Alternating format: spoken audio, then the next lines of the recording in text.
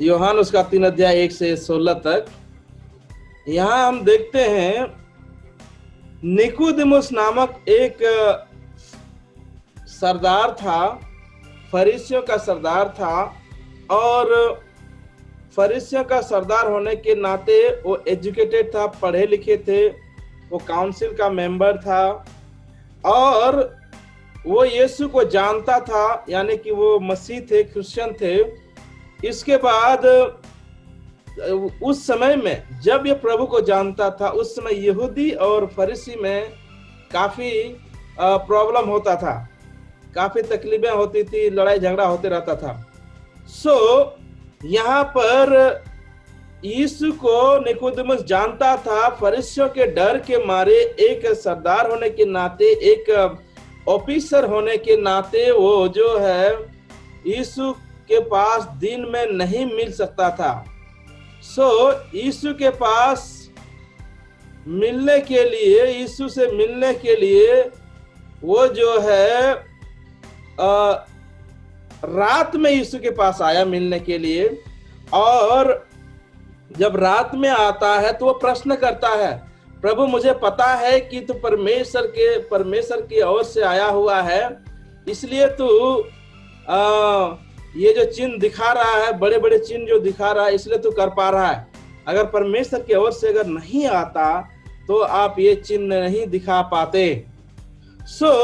परमेश्वर सरदार यीशु मसीह और निकोदेमुस के बीच में जो बातें चल रहा था, ये सारे बातें जब बोल रहा था निकोदेमुस ने यीशु मसीह को, रात में जब पहुंचा यीशु मसीह के पास, निकोदेमुस उसको यीशु मसीह उसको जवाब देता है कि निकोदेमुस, तुमको नए सिरे से जन्म लेना अति आवश्यक है, तभी तुम स्वर्ग राज्य में स्वर्ग राज्य देख सकते हो। तो निकोदेमुस क्वेश्चन कर रहा था कि मैं मनुष्य अगर बूढ़ा हो गया है, उम्र हो गया, तो वो कैसे दोबारा माता के गर्भ में जाएगा, जन्म लेगा। यीशु मसीह बात कर रहा था नए जन्म के बारे में, आत्मा का जन्म के बारे में, और ये निकोदेमुस जो है वो समझ रहा है कि फिजिकल बर्थ के बारे में।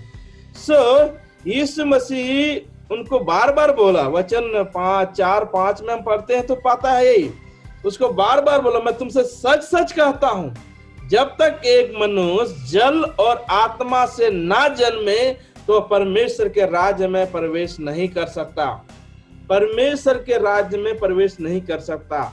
यीशु मसीह जो है वो रीबर्थ के बारे में, आत्मा से जन्म के बारे में, आत्मा से बॉर्न अगेन के बारे में बात कर रहा है। लेकिन निकोदेमुस फिजिकली वो सोच रहा था कैसे हम वो जन्म ले सकते हैं दोबारा। आज हम बात करने वाले हैं ज्यादातर वचन 6 और 7 से, क्योंकि आज ट्रिनिटी संडे है, तिरियक रविवार है, और यीशु मसीह ने भी यही जवाब दिया निकोदेमुस को कि जब तक एक मनुष्य जल यानी पानी का बपतिस्मा और आत्मा का बपतिस्मा नहीं लेता है तो वो स्वर्ग के राज्य में प्रवेश नहीं कर पाएगा। इसीलिए निकोदेमुस इसीलिए आज हम बात करने वाले हैं वचन 6 और 7 से। 6 में लिखा हुआ है, क्योंकि जो शरीर से जन्मा है वह शरीर है, जो आत्मा से जन्मा है वह आत्मा है। अभी क्वेश्चन आता है, आत्मा क्या है? ये आत्मा क्या है? शरीर क्या है? शरीर तो हम समझते हैं, हमारे शरीर है। आत्मा क्या है जो यीशु मसीह निकोदेमुस को बोल रहा है? हम दो बातें पाते हैं यीशु मसीह ये बोल रहा है वचन 6 में। पहला वो बोलता है कि दो अलग अलग रंगे, शारीरिक जन्म यानी दो अलग अलग जन्म के बाद शारीरिक जन्म एक, दूसरा जो है आत्मिक जन्म। शारीरिक जन्म जो होता है वो माता के द्वारा मिलता है, और जब हमारी सांसें निकल जाती है तो हम डेथ हो जाते हैं, चले जाते हैं। अभी कोरोना वायरस से कितने लोग ऐसे सो गए। लेकिन आत्मा का जन्म वही होता है जो एक बार आत्मा में आप जन्म ले लेते हो, पवित्र आत्मा से भर जाते हो, नया जन्म पा लेते हो, पुराने चीजें को छोड़ देते हो, नए चीजों को स्वीकार कर लेते हो, तो उनके लिए मरण नहीं है, क्योंकि वो आत्मा से जन्म लिया है। दूसरी जो हम पाते हैं उसमें बोलता है आत्मा मसीह होने के लिए, आत्मा से जन्म के लिए पानी का जब हम बपतिस्मा लेते हैं तो एक अलग चिन्ह होता है, आत्मा को हम तैयार कर लेते हैं।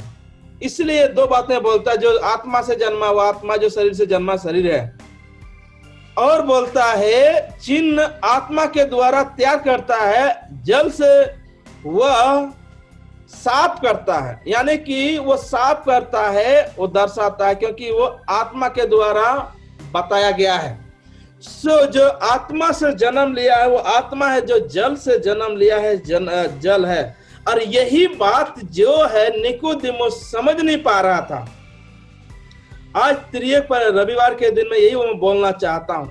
लोग पवित्र आत्मा बोलते हैं, पवित्र आत्मा है कौन? उससे पहले तीतुस उसका 3 अध्याय 5 पद अगर हम पढ़ते हैं, तीतुस की पुस्तक उसका 3 अध्याय 5 पद अगर हम पढ़ते हैं, नया नियम में है तीतुस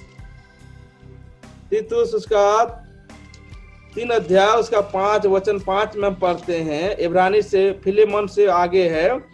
यहाँ इस प्रकार लिखा हुआ है, तो उसने हमारे उद्धार किया और यह धर्म के कामों के कारण नहीं जो हमने आप किए, पर अपनी दया के अनुसार नए जन्म का स्नान और पवित्र आत्मा के हमें नया बनाने के द्वारा हुआ।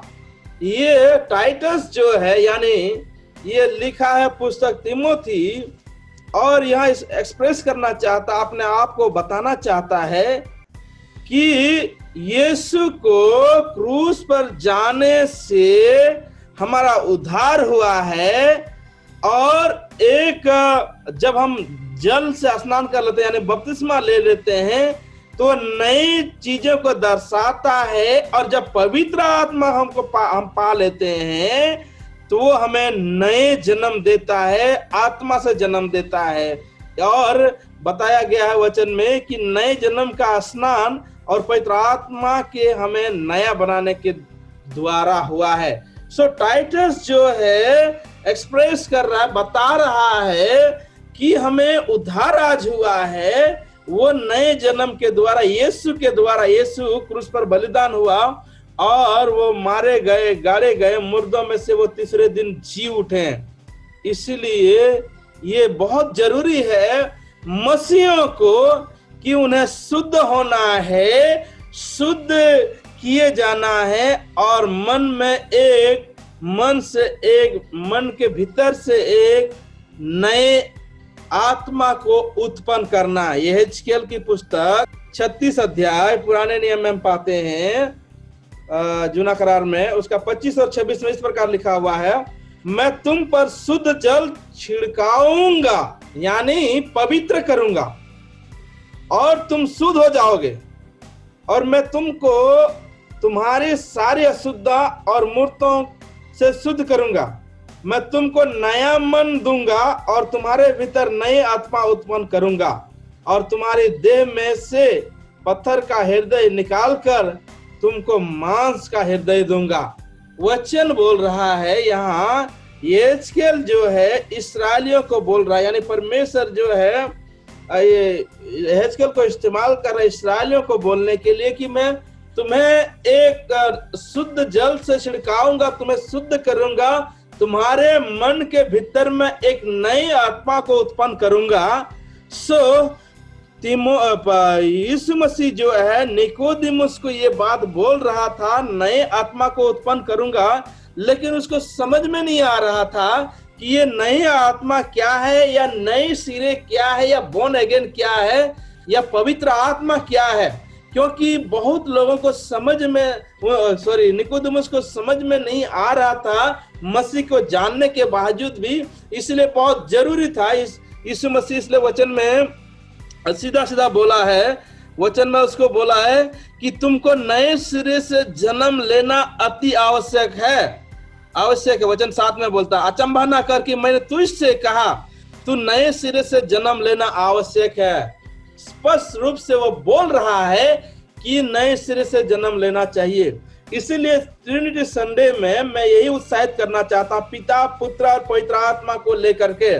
वचन 6 में हम लोगों ने पढ़ा, जो शरीर से जन्मा है वो शरीर है, जो आत्मा से जन्मा है वो आत्मा है। पवित्र आत्मा कौन है? पवित्र आत्मा वही है जो यीशु मसीह स्वर्ग में चला गया। इसके बाद पेंटिकोस्ट के दिन में, जो लास्ट संडे पेंटिकोस्ट था, पेंटिकोस्ट के दिन में पवित्र आत्मा, प्रेरित का पुस्तक उसका 2 अध्याय में हम पाते हैं कि वो आता है विश्वासियों के बीच में, क्योंकि यीशु ने प्रॉमिस किया था, वादा किया था कि मैं तुम्हारे लिए एक सहायक को भेजूंगा। जब मनुष्य के बीच में परमेश्वर का जो उपस्थिति था, यीशु मसीह का जो उपस्थिति था, वो उपस्थिति जब यीशु मसीह स्वर्ग चला गया तो उपस्थिति को महसूस नहीं कर पा रहे थे। सो यीशु कहता है, मैं तुम्हारे बीच में एक सहायक को भेजूंगा। और पवित्र आत्मा पेंटिकोस्ट के दिन में आता है और इसके बाद सबों को पवित्र आत्मा से अभिषेक करता है। जो पतरस पहला व्यक्ति है वो बोलता है, प्रचार करता है, और 3000 लोग उसी दिन यीशु मसीह को ग्रहण कर लेता है। सो पिता, पुत्र और पवित्र आत्मा। पवित्र आत्मा हम पाते हैं तीसरी में, पिता परमेश्वर है, पुत्र परमेश्वर है, पवित्र आत्मा परमेश्वर है। ये तीनों एक ही है, लेकिन कार्य सबका अलग अलग। पिता सृष्टि करता है, पुत्र इस संसार में मनुष्य बन करके बलिदान हुआ, पवित्र आत्मा अभी जो है हमारे साथ, क्योंकि यीशु ने कहा मैं तुम्हारे लिए एक सहायक भेजूंगा, और वो सहायक अभी भी हमारे साथ है। यानी जब हम प्रेजेंस को, परमेश्वर की उपस्थिति को महसूस करते हैं आराधना के द्वारा, प्रार्थना के द्वारा, जब हम उसको महसूस करते हैं तो यीशु मसीह हमारे साथ रहता है। सॉरी, पवित्र आत्मा हमारे साथ रहता है, हमें चंगाई देने के लिए, हमें आरोग्य देने के लिए, हमें छुटकारा देने के लिए, हमें बीमारों से ठीक करने के लिए, हमें शुद्ध मन देने के लिए हमें पवित्र आत्मा हमारे साथ रहता है। लेकिन पवित्र आत्मा तभी हमारे साथ ज्यादा हमें सपोर्ट करता है जब हमारे मन का प्रॉब्लम, मन की समस्या, मन के गुनाह, मन के तकलीफें, मन के पाप, मन के गिल्टीज जब हम निकालते हैं, क्षमा मांगते हैं, तब वो सही वर्क करता है। उदाहरण के लिए, अगर मोबाइल में वायरस भरा हुआ है तो मोबाइल क्या होता है? स्टक होता है, वो लटक जाता है, वो जाम होता है, वो ज्यादा कार्य नहीं करता है। जब हम वायरस को साफ करते हैं तो मोबाइल फिर फटाफट काम करना शुरू कर देता है। मसीही जीवन भी ऐसा ही है, पवित्र आत्मा का कार्य भी ऐसा ही है। आपके जीवन में, मेरे जीवन में अगर वो स्पष्ट रूप से काम करता है तो तभी काम करता है जब हमारा दिल साफ रहता है, मन साफ रहता है, हृदय साफ रहता है परमेश्वर के प्रति। तो पिता परमेश्वर, पुत्र परमेश्वर, पवित्र आत्मा परमेश्वर, यानी पवित्र आत्मा भी एक्शन में है, वो कार्य करना शुरू कर देता है। वरना क्या होता है, हमारा विश्वास जीवन वो लटकता है जैसे मोबाइल में वायरस घुस गया है। मैं आज यही बताना चाहता कि यीशु मसीह बलिदान हुआ था आपको क्षमा देने के लिए, हमको क्षमा देने के लिए, और वो हमारे जीवन जो है वो रीबर्थ, नया जीवन देने के लिए, बोर्न अगेन करने के लिए, जो निकोदेमुस को यीशु मसीह बोल रहा था, हमें रीबर्थ, नए होने के लिए। जब हम LIC खुलवाते हैं तो एक बार हम प्रीमियम जमा कर देते हैं तो क्या वो हो जाता है? नहीं, उसको सालाना या क्वार्टरली या हाफ ईयरली आपको रिन्यूअल कराना पड़ता है। या गाड़ी का, जब LIC गाड़ी का इंश्योरेंस कराते हैं उसको बार बार रिन्यू कराना पड़ता है। वैसे ही हमारा जीवन भी है, रिन्यू कराने के लिए हमारा हृदय को साफ करना जरूरी है। बार बार हमको पवित्र आत्मा से, उसकी यीशु के लहू के द्वारा हमें रिन्यू करने की अति आवश्यकता है। पर यीशु मसीह ने पवित्र आत्मा को इसलिए भेजा है ताकि आपकी लाइफ को, आपका जीवन को, आपके परिवार के संतानों को, आपके लोगों को, आपके जीवन को वो रिन्यू करना चाहता है, पवित्र करना चाहता है, शुद्ध करना चाहता है, नए शुद्ध आत्मा को उत्पन्न करना चाहता है। इसलिए यीशु कहता है नए सिरे से जन्म लेना अति आवश्यक है। हम मनुष्य हैं, पाप कर बैठते हैं, हम मनुष्य हैं, कभी तकलीफ में चले जाते हैं, हम मनुष्य हैं, कभी हम गुनाह कर बैठते हैं, लेकिन हमें क्षमा मांगने की आवश्यकता है। जब हम क्षमा मांगते हैं वो हमें रिन्यू करता है। अभी हमारे बीच में पवित्र आत्मा का उपस्थिति है। लूक उसका 24 अध्याय उसका 49 पढ़ेंगे तो लूक 24 अध्याय 24 का 49 में इस प्रकार लिखा हुआ है, और देखो जिसकी प्रतिज्ञा तेरे पिता ने की है मैं उसको तुम पर उतारूंगा, और जब तक स्वर्ग से सामर्थ ना पाओ तब तक तुम उसी नगर में ठहरे रहो। वही 120 लोगों के लिए बोला था कि तुम लोग हटना नहीं, तुम लोग भागना नहीं, जब तक पवित्र आत्मा का सामर्थ नहीं पाओगे तब तक तुम लोग वहीं रहना। तो वो सामर्थ पेंटिकोस्ट के दिन में आ चुका था, वो सामर्थ हमारे मध्य में है, वो सामर्थ अभी कार्य करना शुरू कर दिया है। लेकिन हमारे लाइफ को, हमारा व्यक्तिगत जीवन को बार बार रिन्यू कराते रहना है। जब हम रिन्यू कराते रहेंगे, जब हम अपने जीवन से पछताव करके बार बार हम रिन्यू कराते रहेंगे, तो हमारा लाइफ जो है अच्छी तरह से वर्क करेगा। हमारा विश्वास जीवन जो है अच्छी तरह से हम विश्वास में मजबूत रहेंगे। वरना कोई तकलीफें आता है, मुसीबतें आता है, कठिनाई के आता है तो हम घबरा जाते हैं। अभी ये महामारी के समय में, ये तकलीफ के समय में, ये कठिनाई के समय, ये पैंडेमिक में हमें अति आवश्यकता है कि हम परमेश्वर के नजदीक जाए, उसके सन्मुख जाए और उसमें हम परमेश्वर के वचनों में हम पढ़ते जाए। ये अति आवश्यकता है, ये बहुत जरूरी है। कभी कभी हम घबरा जाते हैं, कभी कभी हम डर जाते हैं, कभी कभी हम बाइबल को साइड कर देते हैं, कभी कभी हम वचन का उल्लंघन कर देते हैं बातों को, लेकिन फिर भी बोलता है मेरे प्यारे बेटे, मेरे प्यारे भाई और बहनों, आप उसके सन्मुख में आओ, आप पछताव करो और रिन्यू करो अपने लाइफ को, वो आप और नया जीवन को प्राप्त करो। और जब नया जीवन को प्राप्त करेंगे, पवित्र आत्मा आपके हृदय में आएगा, पवित्र आत्मा आपके परिवार में रहेगा, पवित्र आत्मा हमारे जीवन में रहेगा, तो पवित्रता में अगुवाई करेगा, सही रूप में अगुवाई करेगा। इस पैंडेमिक में भी हमें सहायता करेगा, मदद करेगा और हम आगे बढ़ते जाएंगे।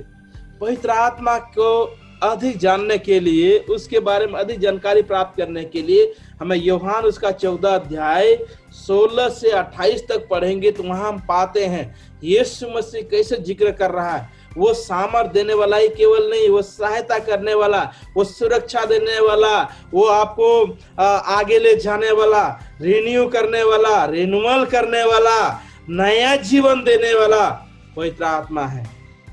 हम पढ़ेंगे रोम क्रास उसका 8 का 9 में, यहाँ इस प्रकार लिखा हुआ है, रोम क्रास 8 का 9 में यहाँ ऐसा लिखा, परंतु जबकि परमेश्वर का आत्मा तुम में बसता है तो तुम शारीरिक दशा में नहीं परंतु आत्मिक दशा में हो।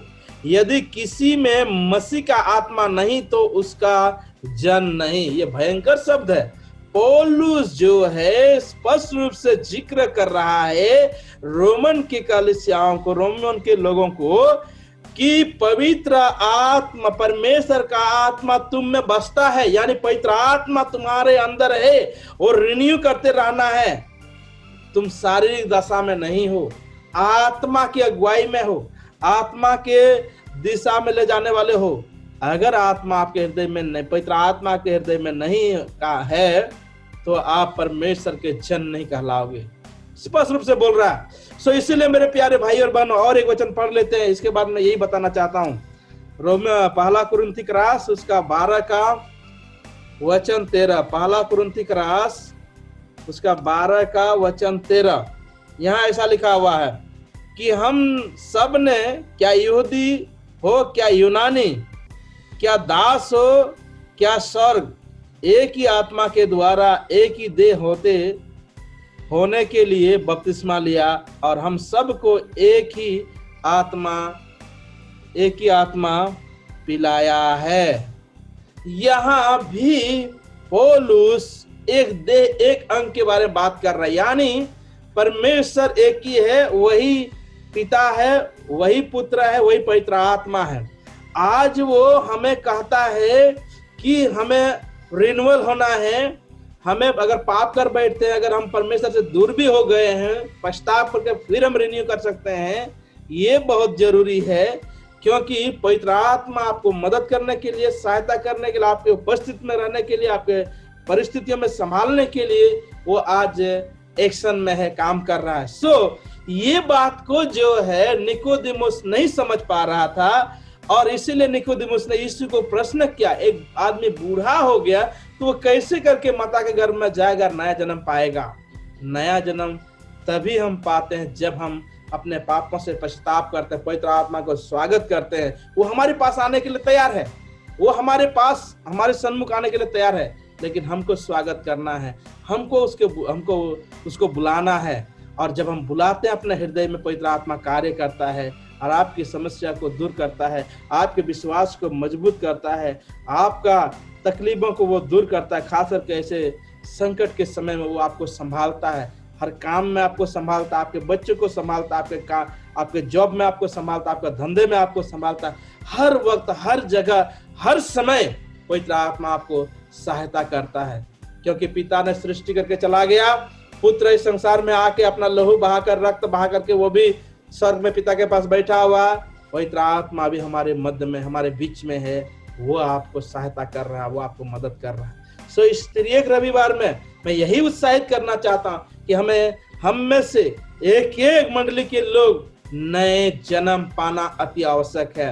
पवित्र आत्मा की सामर्थ से भर जाना अति आवश्यक है, और भरने के लिए हमारा हृदय साफ होना चाहिए, भरने के लिए हमारा मन साफ होना चाहिए।